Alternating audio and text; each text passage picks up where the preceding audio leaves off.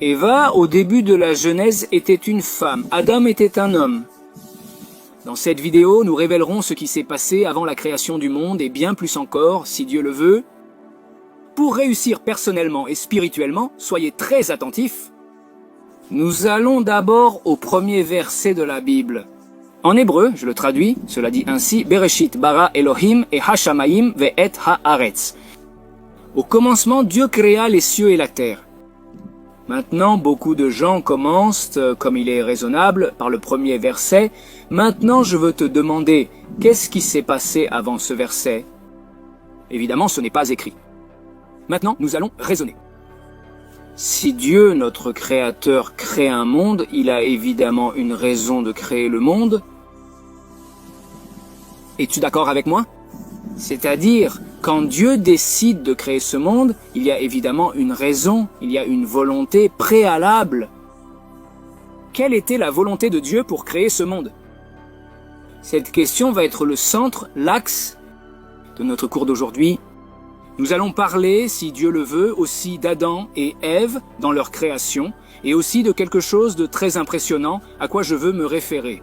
Maintenant, c'est sauter quelques milliers d'années et aller à quand Dieu se révèle à un peuple entier, au peuple d'Israël, sur le mont Sinaï, et si Dieu le veut, nous reviendrons ensuite à Adam et Ève.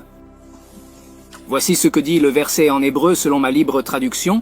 Ainsi va aller Adonai au mont Sinaï, El Rosh Har, va aller Adonai à Moshe, le Rosh Har va aller à Moshe. Et Dieu écoute ça, impressionnant. Et Dieu descendit sur le mont Sinaï au sommet de la montagne, et Dieu appela Moïse à ce sommet de la montagne, et Moïse monta. C'est le verset sur lequel je veux m'arrêter maintenant un moment. Je veux que nous réfléchissions ensemble et ensuite, si vous le voulez, nous revenons à Adam et Ève. Écoutez ceci, impressionnant.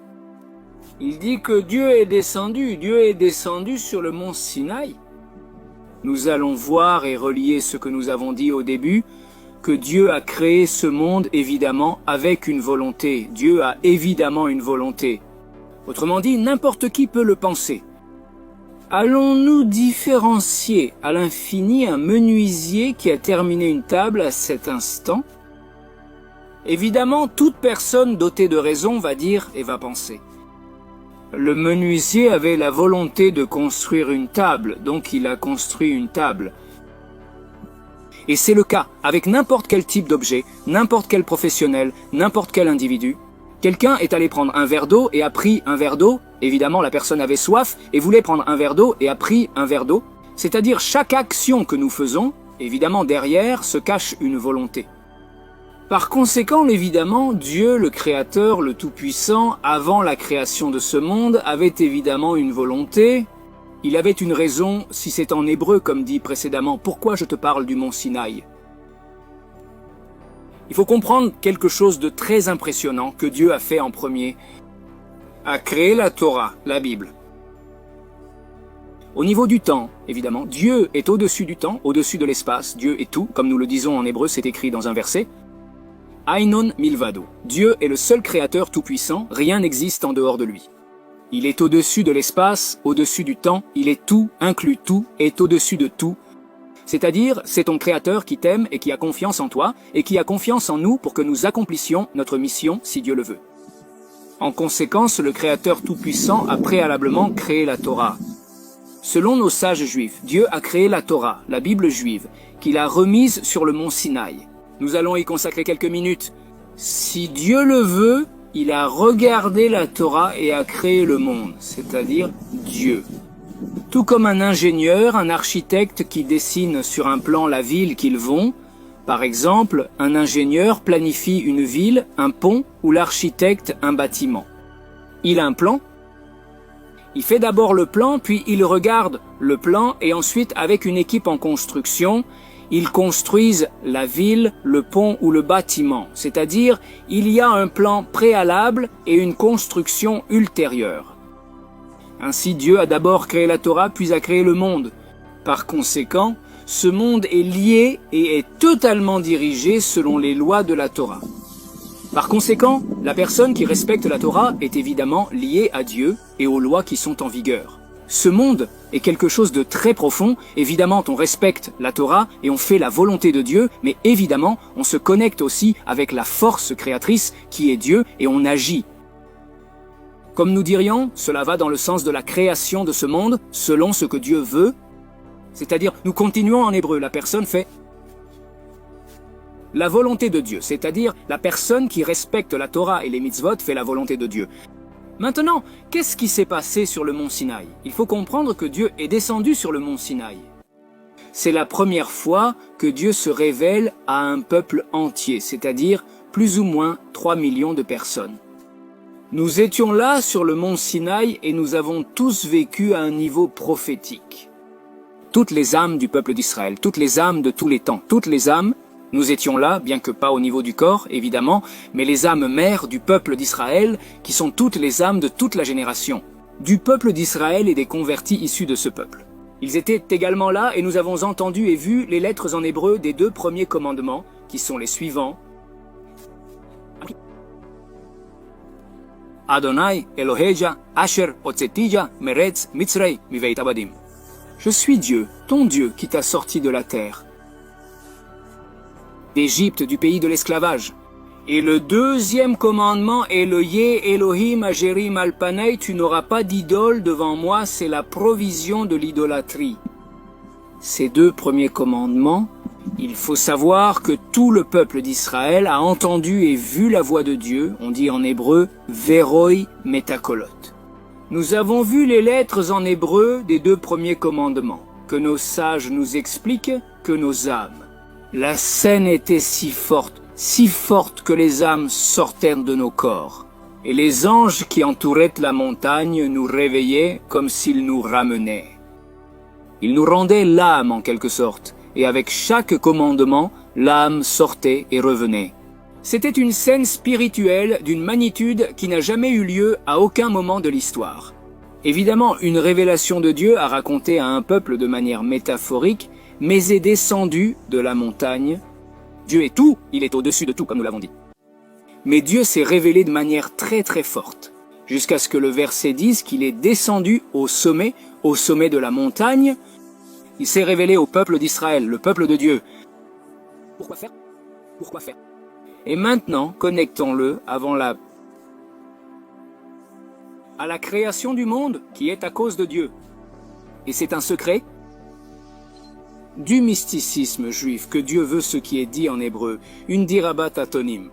Dieu veut une maison dans le monde le plus inférieur qui existe, qui est notre monde.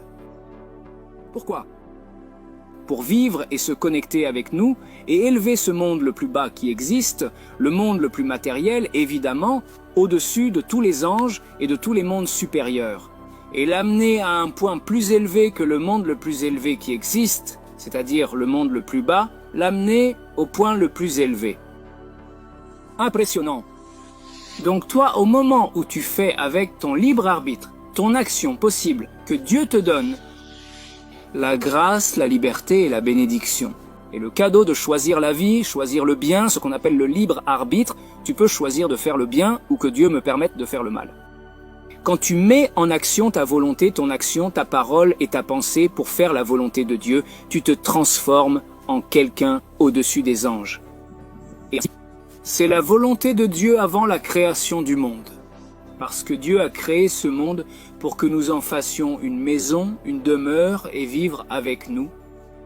Et c'est le secret de la révélation de Dieu sur le mont Sinaï. C'est que Dieu propose au peuple d'Israël de faire une alliance. Et essentiellement, faire un mariage à un niveau spirituel, un mariage entre Dieu et le peuple d'Israël et ses créatures. C'est-à-dire, Dieu aime-t-il vraiment toutes ses créatures? Chaque personne à Tselen, comme on dit en hébreu, est faite à l'image et à la ressemblance de Dieu. Évidemment, Dieu n'a pas de corps, n'a pas d'image, ce qui est une interdiction. C'est de l'idolâtrie de penser ainsi. Mais quand nous parlons à l'image et à la ressemblance de Dieu, nous parlons au niveau des attributs divins. Par exemple, Dieu a de la miséricorde, ainsi les êtres humains doivent être miséricordieux, avoir de l'empathie, avoir de la patience, aider son prochain, c'est émuler un attribut divin, c'est à l'image et à la ressemblance, il n'y a pas d'image qui nous le permet. Au niveau physique, évidemment Dieu est au-dessus du monde physique, mais c'est au niveau des qualités divines. Comme nous l'avons dit, miséricorde, patience et amour, aider. Au prochain, c'est-à-dire n'importe quel attribut d'aider les autres. C'est un attribut divin que Dieu attend de nous à travers notre libre arbitre, agir ainsi et émuler ces attributs et être là au-dessus des anges. Ainsi, le premier mot révèle quelque chose de très profond. Écoutez ceci, c'est impressionnant. Et bientôt, si vous le voulez, nous parlerons d'Adam et Ève, qui ont un lien avec cela. Le premier mot que Dieu dit à tout le peuple d'Israël, c'est-à-dire la première fois dans l'histoire que Dieu s'adresse à un peuple entier, il n'y a pas d'individu particulier comme Adam et Ève et Noé, Abraham, Isaac, Jacob, c'est-à-dire de grands prophètes, évidemment, mais à un niveau individuel. Le premier moment de l'histoire est unique dans l'histoire où Dieu s'est révélé, il s'est révélé jusqu'à ce moment à un peuple entier, au peuple d'Israël. Il était sur le mont Sinaï. Quel a été le premier mot qu'il a dit? Anoï serai moi, je suis Dieu, ton Dieu, qui t'a sorti de la terre, l'Égypte, de la maison de l'esclavage. Anoï est en hébreu, explique à nos sages juifs qu'Anoï est un sigle, un acronyme, un sigle qui cache les 4 mots suivants, Aleph, Anoï, Aleph, Ana, en araméen, pas en hébreu, mais en ancien araméen, Ana, Nafshi, Ktavid, Ve, Yavid. Moi, mon âme, je l'ai écrite et je l'ai donnée. Impressionnant. Dieu dit au peuple d'Israël, voulez-vous me connaître? Voulez-vous me connaître? Pourquoi ai-je créé le monde? Pour avoir un lien avec vous, voulez-vous me connaître? Voici la Torah, la Bible cache mon âme, je l'ai écrite et je l'ai donnée. Et il faut savoir que l'âme de Dieu, évidemment de manière métaphorique, Dieu donne son âme, Dieu donne ce qu'il aime et ce qu'il déteste. À travers la Bible de la Torah juive, les 5 livres de Moïse, les 24 livres du Tanakh, Torah, Nebim, Tuim, les 5 livres de Moïse, les prophètes et les écrits. Cela comprend la Torah écrite et la Torah orale, qui est l'interprétation des sages juifs. Nous transmettent de génération en génération. Depuis Moïse, depuis le mont Sinaï, jusqu'à nos jours et à l'éternité, il y a une chaîne ininterrompue de maîtres-élèves. Et comme nous l'avons dit, tout le peuple d'Israël a écouté et vu les lettres en hébreu, la voix de Dieu, les 2 premiers commandements. Et après, nous avons demandé à Moïse de monter réellement sur la montagne, sur le mont Sinaï, et de descendre avec la Torah, et nous savions tous que la Torah est Émet, la Torah. En effet, Dieu s'était déjà révélé à nous, et nous savions qu'il avait choisi Moïse comme le grand prophète et maître du peuple d'Israël. Par conséquent, cette grande révélation divine, qui était impressionnante, 40 jours et 40 nuits, Moïse était sur la montagne en dialogue avec Dieu. Dieu lui a révélé les secrets de la Torah, les niveaux les plus ésotériques, mystiques, tous les plans de la Torah, Shivim Panim, la Torah, on dit qu'il y a 70 faces. Ainsi, comme on voit, regardez ça, impressionnant, on peut voir quelque chose de très plat, très normal, comme quelqu'un qui voit ici une pierre. Mais si nous commençons à la tourner, que voyons-nous? Nous voyons une belle améthyste. Il faut savoir, au niveau métaphorique, que la Torah a beaucoup de visages, comme une pierre précieuse, comme un diamant, comme n'importe quelle pierre précieuse qui a beaucoup de visages, beaucoup d'arêtes. La Torah a 4 grands niveaux d'étude, qui est le Pardes, Pshat. C'est la partie la plus littérale qui est toujours accompagnée. Comme l'expliquent les sages juifs, Remé est plus insinué, Dérache est plus insinué. Plus de secrets et de sods, les secrets kabbalistiques les plus cachés de la Torah. Dieu donna toute la Torah, écrite et orale, à Moïse qui l'enseigna aux sages, lesquels la transmirent au peuple d'Israël. Et ainsi, de maître à élève jusqu'à aujourd'hui et pour toujours, si Dieu le veut. Passons maintenant quelques instants sur Adam et Ève, ceci entre parenthèses, mais je veux aller droit au but. Dieu dit avec ma Torah, je livre mon âme, je te donne ce que j'aime et ce que je déteste. Par exemple, j'aime que vous vous aidiez les uns les autres, j'aime que vous parliez bien, que vous vous protégiez, que vous vous stimuliez, que vous donniez des mots de courage aux autres. Je dis mes mots, mais je déteste qu'on parle mal des autres. Je déteste qu'ils haïssent leur prochain, qu'ils cherchent à se venger et qu'ils aient de la rancœur dans le cœur. Je n'aime pas ça. J'aime que tu honores ton père et ta mère. J'aime que tu aides ton prochain. J'aime quand quelqu'un a une difficulté, que tu lui donnes un bon conseil, que tu les aides, que tu l'aides financièrement avec des conseils comme tu peux. C'est ce que j'aime, c'est-à-dire, je le dis dans mes mots, mais essentiellement ce que je veux dire par là, c'est que Dieu aime. Il y a comme deux grands titres des préceptes positifs et négatifs dans la Torah. Le premier commandement que Dieu notre, Dieu qui nous a sortis de la terre d'Égypte, de la maison de la créature, est comme le grand titre de tous les préceptes positifs. L'honneur du père et de la mère, l'aide au prochain avec tzedaka, avec justice sociale, aider momentanément le prochain, tous les préceptes positifs. Le deuxième grand titre est l'interdiction de l'idolâtrie, les choses qu'il est interdit de faire, qui est l'idolâtrie, que la personne, par exemple, attribue à des personnes vivantes ou mortes des statues de pierre, de bois, de n'importe quel matériel, lui attribue des pouvoirs. Que cette personne ou cette statue ou cet objet va l'aider sous un certain aspect, c'est de l'idolâtrie. Dieu te dit ne pas l'adorer, ne pas l'adorer, ne pas l'adorer, c'est-à-dire n'aie pas d'idole devant moi, c'est-à-dire entre toi et moi un lien direct. Tu veux te lier à Dieu, ton Créateur, le sommet de ceux-là qui t'aiment, parle avec lui avec tes mots, c'est ainsi que nos sages juifs l'expliquent. Exprime-toi avec tes propres mots, parle de ce qui te touche, de tes passions, de tes désirs et de tes rêves, communique. Parle dans un moment calme, dans un endroit calme, c'est-à-dire pas d'idole devant Dieu et toi non plus, intermédiaire. N'étant ni fils, ni mari, ni sœur, ni oncle de quiconque, toi et Dieu, ton cher lien haut, puissant, direct, lien direct. C'est très négatif de le faire de la triade. Est-ce le deuxième commandement, l'interdiction? Il faut maintenant savoir que la Torah est liée et pertinente pour toutes les nations du monde. Est-il vrai que le peuple israélien a 613 préceptes mitzvot et les nations du monde?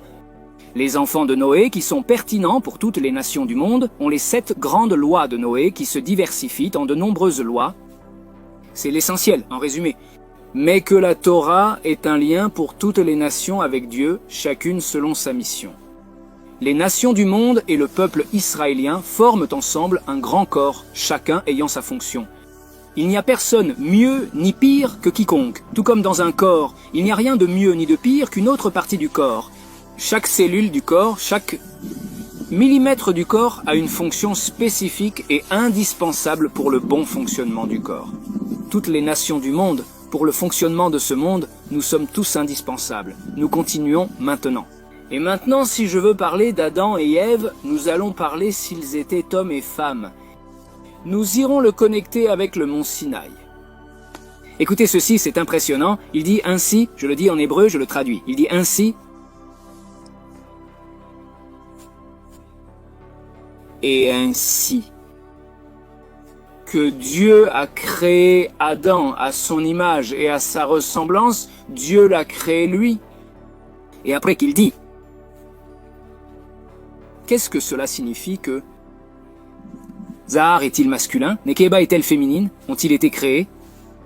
Par conséquent, ici nous voyons qu'Adam et Ève, qui est Adam au début, Adam est à la fois masculin et féminin, plus tard cela se produit, il dit ainsi. Et Dieu créa l'homme de la poussière de la terre, il fit voler tous les oiseaux du ciel et amena l'homme à voir ce qui lui arriverait. Et tout ce qui lui arriverait, l'homme serait une âme. Eh bien, j'ai dit un autre verset, mais je veux aller à un autre point très important, qui est ainsi. Et Dieu dit, il n'est pas bon que l'homme soit seul, je lui ferai une aide, car il n'y a pas d'aide, dit Dieu. Que l'homme soit seul, je vais être quelqu'un pour l'accompagner. Je l'ai traduit de manière très libre. Puis il dit comme ça, il abandonnera son père et sa mère et parlera. Et pour. Par conséquent, l'homme doit quitter la maison de son père et de sa mère et doit s'attacher à sa femme. Et ils vont être comme une seule chair, c'est-à-dire ils vont s'unir. Très bien, maintenant je veux parler de quelque chose de très important, très important, qui est ce que nous avons dit en premier, que Adam, qui s'appelle Adam en hébreu, a été créé à la fois féminin et masculin, puis Dieu endort essentiellement Adam, qui est masculin et féminin. Et de son côté, pas de sa côte, de son côté c'est une mauvaise traduction de son côté. Il sort Ève, Jabas, et il enfile Ève, et après oui c'est vrai. Comme nous l'avons dit, Dieu les a séparés et par la suite ils sont devenus hommes et femmes pour s'unir. Comme Dieu l'a dit, mais il n'est pas bon que l'homme soit seul. Je vais donc lui tenir compagnie. Et là, c'est essentiellement l'union d'Ève et d'Adam pour se marier et être. Qu'ils devraient être comme un seul corps. Dieu les crée ensemble de manière très romantique, c'est-à-dire qu'ils sont destinés l'un à l'autre. Adam en hébreu est à la fois masculin et féminin. Au début, Dieu les sépare. Pourquoi faire? Pour ensuite, dans le mariage, se fondre à nouveau et ne faire qu'un. En résumé, nous nous rendons au mont Sinaï, un lieu très impressionnant. Dieu dit qu'il n'est pas bon que l'homme soit seul. Il faut aussi considérer que lorsque Dieu se révèle au peuple israélien sur le mont Sinaï, il dit qu'il donne ces paroles. « Je peux exister seul ». Évidemment, Dieu n'a besoin de la faveur de personne. Dieu est le Tout-Puissant. Le Créateur n'a pas besoin de nos faveurs, mais Dieu décide d'avoir un lien avec nous. Il n'est pas bon que l'homme soit seul, différenciant à l'infini, mais Dieu a dit, comme il l'a dit à Adam, « Il n'est pas bon que tu sois seul, Adam ». Dieu a séparé l'homme et la femme pour qu'ils se réunissent dans un mariage d'amour. Il a dit « Je veux un foyer ». Qu'est-ce qu'un foyer? Un foyer est un endroit où l'on peut avoir une intimité avec sa famille. L'homme avec sa femme, la femme avec son mari. Avoir un moment de tranquillité avec sa famille, un dîner familial, chacun raconte comment il se sent. C'est ça un foyer, ce n'est pas une maison, un hôtel, c'est quelque chose. C'est une chambre, c'est une chambre, n'est-ce pas? Dieu veut un foyer comme une famille, Dieu se révèle au peuple d'Israël et lui dit ainsi « Je veux une famille ». Tout comme Adam et Ève se sont séparés pour fusionner dans un mariage ainsi, Dieu a voulu nous proposer de manière métaphorique au peuple d'Israël. Mais est-ce pertinent pour toute créature un mariage? Qu'est-ce que cela signifie? Je veux un endroit où habiter avec vous, avoir un lien avec vous. Je peux exister, j'ai existé avant vous, et j'existerai pour l'éternité. Évidemment, Dieu existera pour l'éternité. Il a toujours existé et existera pour l'éternité. Mais Dieu a décidé, comme nous l'avons dit, de nouer un lien avec nous, un lien dans lequel, avec la Torah, il nous a révélé son âme, ce qu'il aime et ce qu'il déteste. Dieu veut une fusion, quelque chose de très romantique. Pensez que le mari et la femme disent « Je peux vivre sans toi, mais avec toi je suis beaucoup mieux » et ainsi la femme au mari. Nous pouvons exister sans l'autre, mais notre lien nous rend beaucoup mieux. C'est une synthèse, une fusion, et c'est le lien que Dieu, tel que je le comprends, comme je l'ai étudié, c'est le lien que Dieu veut pour nous, qui avons le mérite de nous lier à Dieu à chaque instant. Saluez Dieu avec joie et un cœur, succès et bénédiction.